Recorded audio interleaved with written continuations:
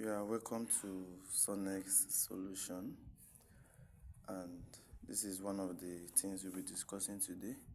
As you can see, refractive index of glass. Refractive index of glass. This is experiment 2 and it was taken on the 10th of December. As you can see, this is the setup, this is the diagram, and a lot of things. But the main thing we are going to do here is the solution. What we are looking for here is just the refractive index of the glass. As you can see from the formula, the constant from Snell's law is given by n, and this n is what we are looking for, and it is equals to sine I all over sine r. Now, after performing the practical, these are the various values that we got. As you can see, this is I, this is R, this is E, this is sine I, this is sine R, this is N. Now coming here, your I here is called the incident ray, your R here is called the refracted ray, your E here is emergent ray, then the sine I, means the sine of this I, the sine R is the sine of this R. And when you get there, this N is now the refractive index. After dividing your sine I by sine R, you get a refractive index. And coming down here, in the result analysis, you were asked to calculate the refractive index of glass from the table. And how do we calculate the refractive index of glass?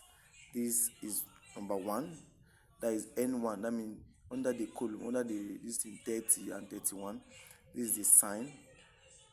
This is the refractive index of number 1, number 2, number 3, number 4, number 5, number 6, number 7. You also asked to find the mean, because it says enter the table, find the mean value of n. What is the mean value? Is the total number of n divided by how many times they occurs. Coming here, this is the total number of n. 1, 2, 3, 4, 5, 6, 7. So you add all the whole total number of n together, divide by the total number of how many times they occur by 7.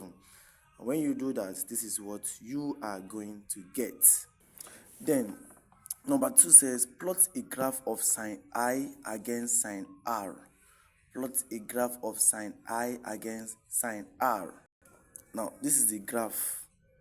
The title of the graph is Graph of Sine I against Sine R. And we also have the scale. The scale I'm using here is let 2 cm represent 0.2 degree on sine I and 2 cm to 0.2 on sine R. That means I'm using 2 cm to 0.2 on both axes. And this is how the graph look like.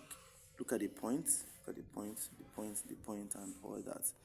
Then coming here, and there, look at the point again. Look at how the scale is. I mean, I'm giving one gap each. One gap because it's 2 cm I'm using here.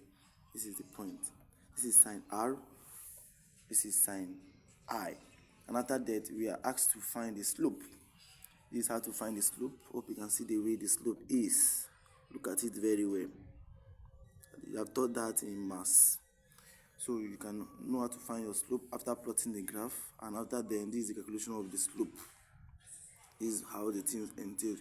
Your slope must not necessarily be drawn from the plotted points. Look at the where I draw my own here. Just take the point that you can read easily. The point you can read very, very easily. That is what you should understand.